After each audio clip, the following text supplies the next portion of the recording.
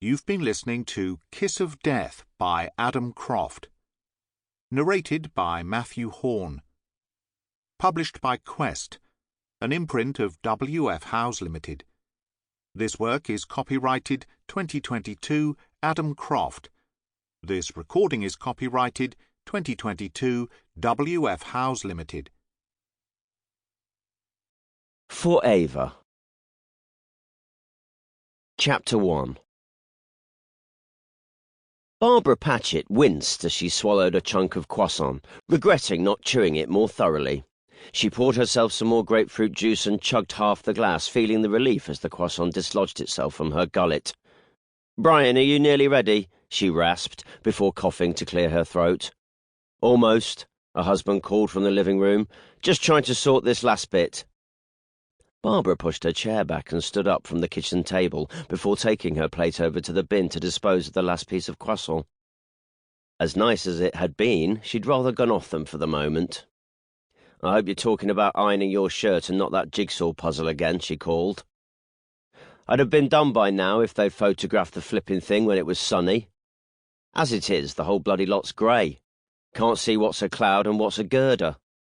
I'll give you bloody girders if you haven't got that shirt ironed and ready in the next." Barbara stopped mid-sentence as her eyes registered two new sights. Brian sauntering into the kitchen in his pyjamas, clutching the lid from the jigsaw box, and his crumpled white shirt in a heap next to the toaster. "Oh, for the love of—" "Well, you'll have to wear it like that now, won't you? You'll just have to go to church looking like Meatloaf."